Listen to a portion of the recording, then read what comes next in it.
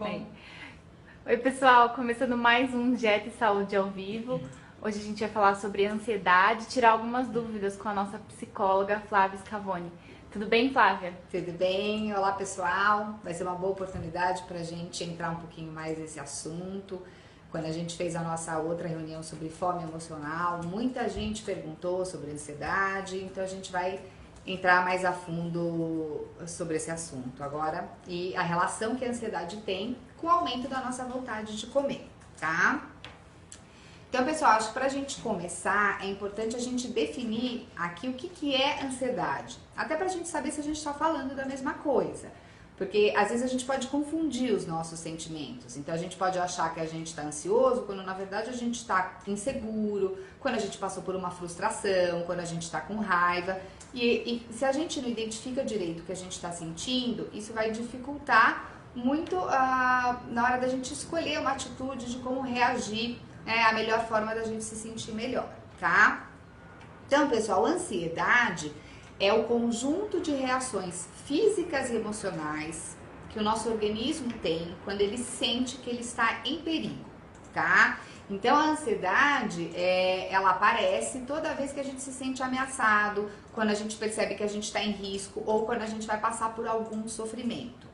Então quando a gente tem essa percepção, o nosso corpo ele vai se preparar para se defender. Então instintivamente a gente vai se preparar para aquelas duas reações mais comuns de defesa que a gente tem, que são as reações de fugir ou de lutar contra essa ameaça, né, que a gente está percebendo, tá? Então, para isso, o nosso corpo ele vai se transformar. A gente tem uma mudança metabólica muito grande. A gente recebe uma carga maior de um hormônio chamado adrenalina. Isso faz com que os nossos batimentos cardíacos aumentem, né? Que a nossa respiração fique mais curta e acelerada, que a gente tenha uma tensão muscular maior, que os nossos sentidos fiquem todos mais aguçados. Então, isso vai fazer com que a gente entre num estado de alerta total.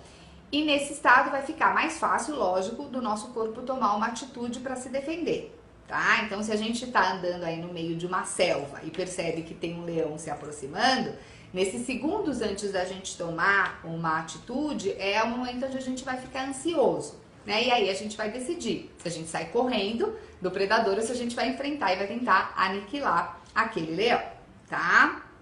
Então, isso aqui é o que é a ansiedade. Então, a ansiedade ela é normal e ela é muito importante para a nossa vida, porque ela funciona como um radar, ela que vai dizer para a gente se a gente está correndo um risco, se a gente tem que se defender, se a gente tem que mudar alguma coisa na nossa vida que está fazendo mal para a gente. Então, eu acho que é importante a gente começar tentando mudar essa concepção que a gente tem de que a ansiedade é uma coisa ruim. O que a gente mais escuta é, nossa, Flávio, o que eu faço para não ser mais ansioso? O que eu faço para não ter ansiedade, para acabar com a minha ansiedade? Né? E a ansiedade, na verdade, ela pode ser usada de uma forma muito produtiva, quando ela mostra pra gente algo que não tá legal, tá?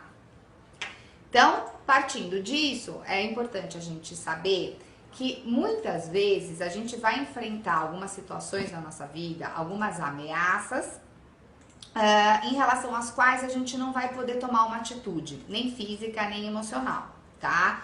E é nesse momento, pessoal, que a ansiedade vai acabar fazendo mais mal do que bem pra gente. São nessas situações específicas aonde a gente não vai poder reagir, aonde a gente não vai poder lutar, onde a gente não vai poder fugir, aonde a gente não vai poder brigar, é que a gente vai se sentir como que dentro de uma panela de pressão. Porque identificando uma ameaça, o nosso corpo vai empurrar a gente para tomar alguma atitude, só que a situação não permite, né, que essa ação aconteça. Então, que situações são essas, né? Quais são as situações mais comuns que a gente experimenta no nosso dia a dia? Então, a primeira delas é quando a gente tem uma ameaça que está muito distante, que ela está lá no futuro. Então, por exemplo, eu tenho daqui um mês uma prova. Né? E aí eu tô com medo, eu tô ameaçada porque pode ser que eu vá mal, que eu não passe nessa prova, só que ela vai acontecer daqui muito tempo, né? E eu tô agora aqui com ansiedade, sofrendo com o que a gente fala, né? Sofrendo por antecipação, né? Porque não tem nada que eu possa fazer agora em relação a essa prova que vai acontecer lá na frente. Então, essas situações que estão muito no futuro, elas vão causar uma pressão muito grande, uma tensão muito grande, e a gente não podendo fazer nada, isso vai trazer pra gente muito mal-estar. A segunda situação é quando a ameaça que a gente está experimentando, ela é imaginária, ela vem da nossa fantasia. Então, muitas vezes a gente enxerga mesmo, né, um leão onde tem um gatinho. Então, a gente está passando, a gente imagina um problema que muito provavelmente nunca vai acontecer com a gente, mas aquilo ganha uma proporção muito grande. Às vezes isso tem a ver com traumas, né, com situações da nossa vida, na infância, algumas coisas que ficaram muito marcadas. E que tendem a ameaçar a gente, mas elas não são reais. Então, por não estarem aqui na nossa frente, no aqui e agora, não serem concretas, não serem problemas de verdade, a gente também não consegue lidar com eles. Isso também aumenta o grau de tensão, tá? E a terceira situação é aquela situação aonde a gente não pode tomar uma atitude, porque, por exemplo, né, vamos imaginar que eu tomei uma bronca muito grande do meu chefe no trabalho porque fiz alguma coisa errada. Isso vai se tornar muito ameaçador para mim, porque eu vou ter medo dele me demitir, dele me tirar de algum projeto importante, mas eu não posso nem sair fugindo do meu chefe, nem tentar aniquilar o meu chefe, né? Porque senão eu vou ter um problema muito maior, né? Com certeza daí é que eu vou ser demitido mesmo. Então, nessa hora eu também não posso ter uma reação e isso vai fazer com que a minha tensão aumente. Então é importante a gente saber disso, que toda vez que a gente fica ansioso, o nosso corpo empurra a gente para se movimentar, até por isso que nessas horas a gente começa a ter aqueles movimentos involuntários que a gente nem consegue segurar. Então a gente às vezes começa a chacoalhar a perna, andar de um lado para o outro, roer a unha, né, bater na mesa, mexer no cabelo, porque são formas que o nosso organismo está buscando de aliviar aquela tensão, tá? E aí é nesse momento também que muita gente acaba comendo compulsivamente. Porque comer, pessoal, é uma maneira da gente trazer o movimento que o nosso corpo está pedindo, né? Mas que ele não está conseguindo fazer de uma outra maneira, tá? Então a gente não pode xingar, a gente não pode brincar, a gente não pode fugir, a gente não pode lutar, mas a gente pode comer. A gente pode levantar do sofá e ir até a cozinha diversas vezes. E nisso a gente está se movimentando, a gente vai mastigar, né? Nisso a gente vai relaxar o nosso maxilar, a gente vai engolir, o nosso corpo vai ter que fazer a digestão. Então tudo isso vai colocando essa tensão toda em movimento e a gente vai sentindo um alívio. Além disso, pessoal, quando a gente come, a gente cria uma sensação muito prazerosa, né? Na nossa boca, normalmente, né? Dependendo do que a gente escolhe para comer. Mas na hora que a gente cria essa sensação oral, a gente desvia a nossa atenção do mal-estar que a gente estava sentindo por causa da ansiedade, tá? Para esse bem-estar relacionado à comida. Então é uma forma mesmo da gente fugir, da gente se distrair de todos os sintomas relacionados à ansiedade, tá? Só que, como a gente não está lidando com o conflito de uma maneira direta, a gente não está enfrentando essa ameaça, é lógico que comer não vai resolver o nosso problema. E na hora que a gente para de comer, se a gente não criar uma outra maneira de lidar com a nossa ansiedade, quando aquele mal-estar voltar, a gente vai ter que comer de novo. E aí comer de novo e comer de novo, e isso vai acabar virando um círculo vicioso. E ao invés, né, da comida continuar sendo aquela solução momentânea para o meu problema da ansiedade, ela vai virar mais um problema fonte de ansiedade.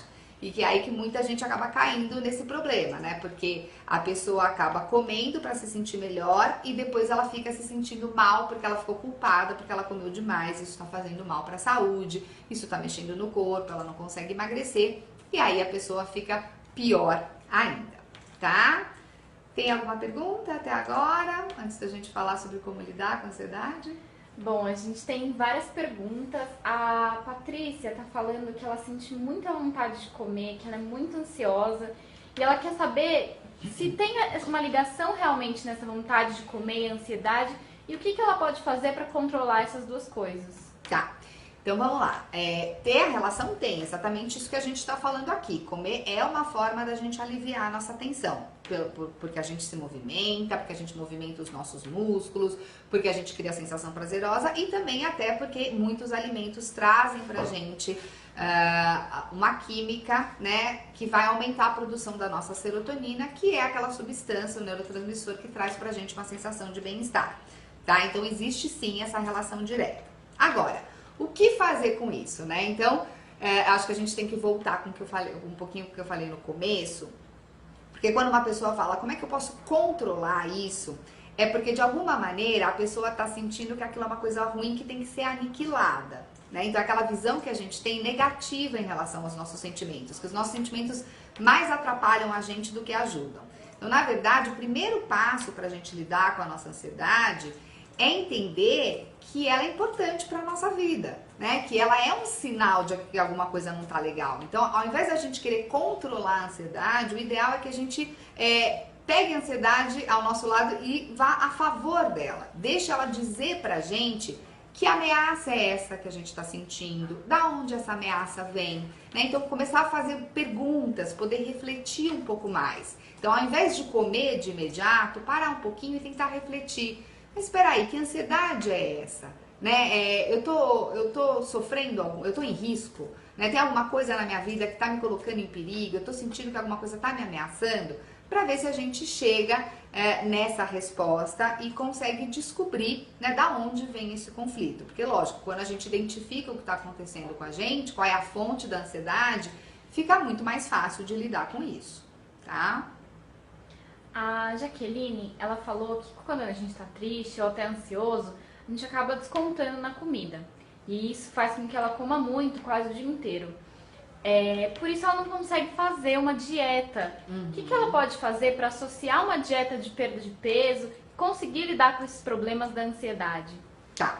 Então é o seguinte, é por isso, pessoal, que a psicologia faz parte aqui do Dieta e Saúde, né? Então a gente sabe que quando uma pessoa come porque ela não consegue lidar muito bem com as emoções dela, ela não tem esse treino, né? Ela não aprendeu aí ao longo da vida, ela vai precisar investir nisso de alguma maneira. Ela precisa começar a olhar para ela e entender que as emoções, elas fazem parte do processo do comer demais. E que aumentar a consciência corporal, né, perceber um pouco mais as sensações, conseguir diferenciar que sensação que é do quê, quando a gente está com fome, quando a gente está triste, quando a gente está com sede, quando a gente está cansado, né, quando a gente está ansioso. Isso tudo está relacionado muito com a consciência que a gente tem das nossas sensações corporais, tá? Então a gente precisa sim investir nesse autoconhecimento. Isso pode ser feito através de leituras, através de tempo que a gente cria na nossa vida para refletir sobre o que está acontecendo com a gente e até buscando sim a ajuda de um profissional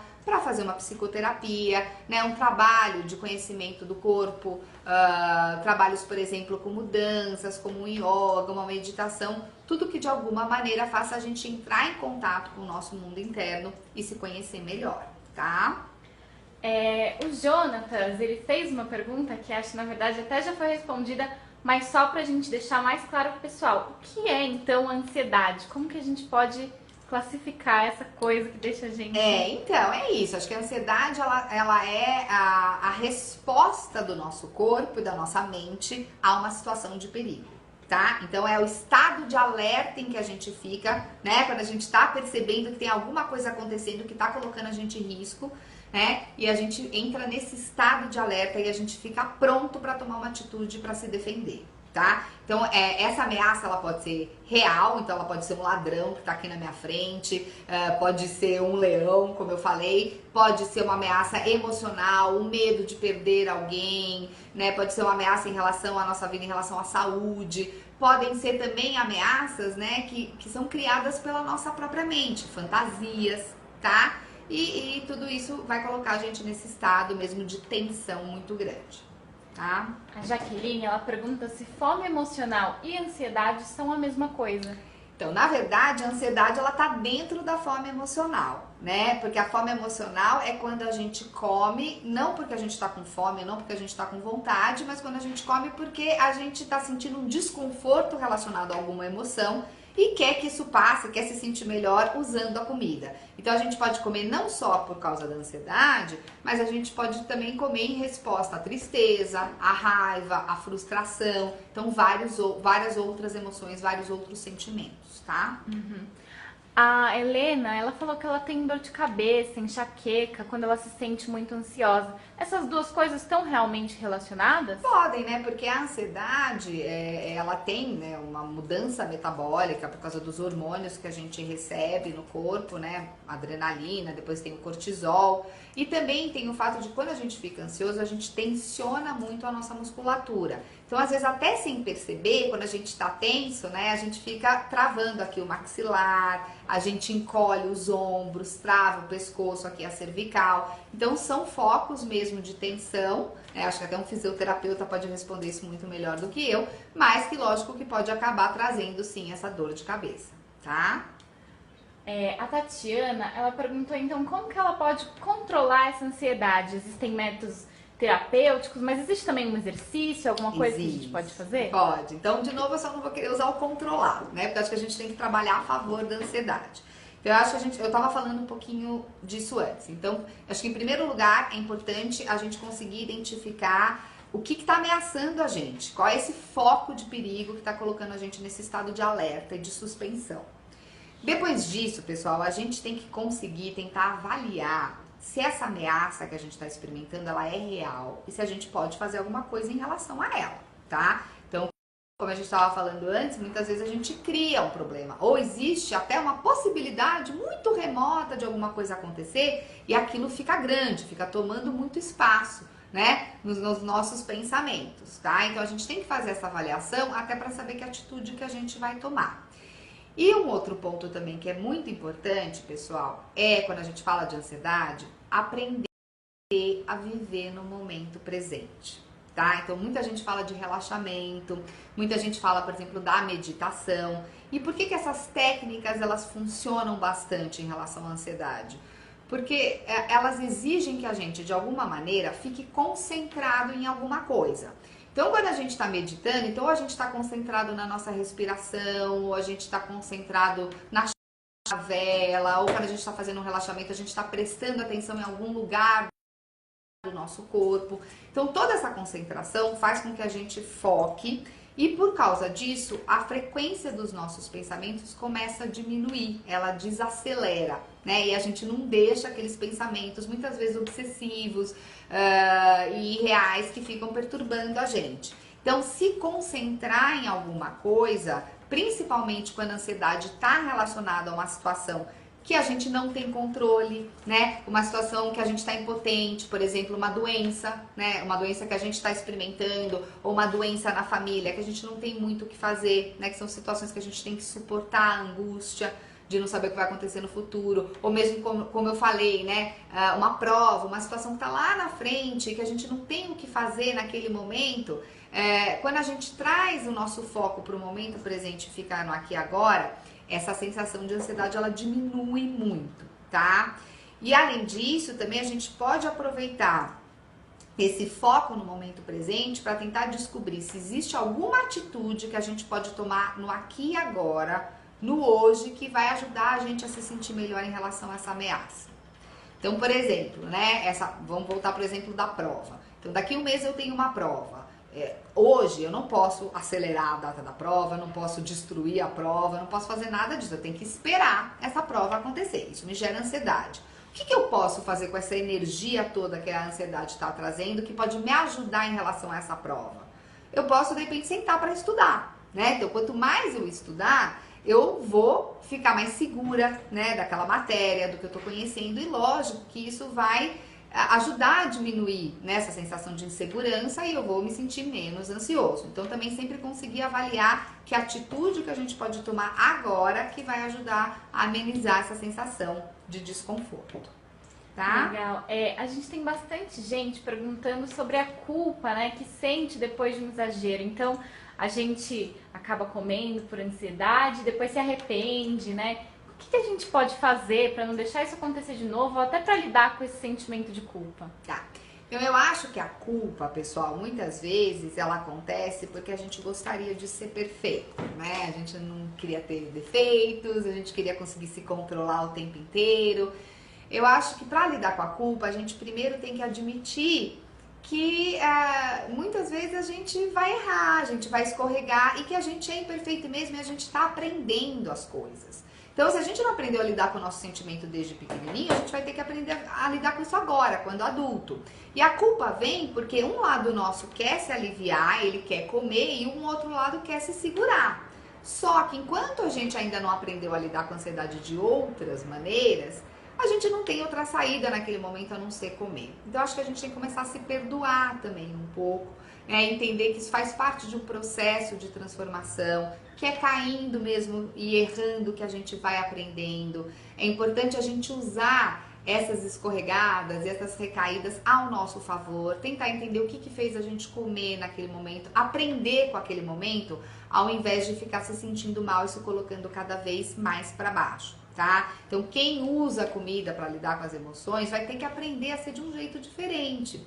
Isso a gente não faz de uma hora para outra, né? Isso é um processo mesmo de aprendizado, com erros e acertos, e muitas vezes a gente leva tempo, tem que ter paciência mesmo com a gente e muito carinho nesse processo de transformação, ok? Bom, pessoal, então foi ótimo, né, fazer essa apresentação. Espero que vocês tenham gostado. Quem tiver mais dúvidas, depois pode tentar entrar para assistir às nossas reuniões online sobre todos esses assuntos. A gente tem as reuniões semanais aqui de psicologia para explicar sobre esses temas que estão relacionados às dificuldades do emagrecimento, né? E vou deixar aqui um grande abraço e até o nosso próximo encontro. Tchau, pessoal. Muito obrigada. Na semana que vem a gente vai tirar mais algumas dúvidas sobre dieta com a nossa Nutri. E lembrando que depois do ao vivo a gente responde os comentários na nossa página. Então, muito obrigada e até a próxima.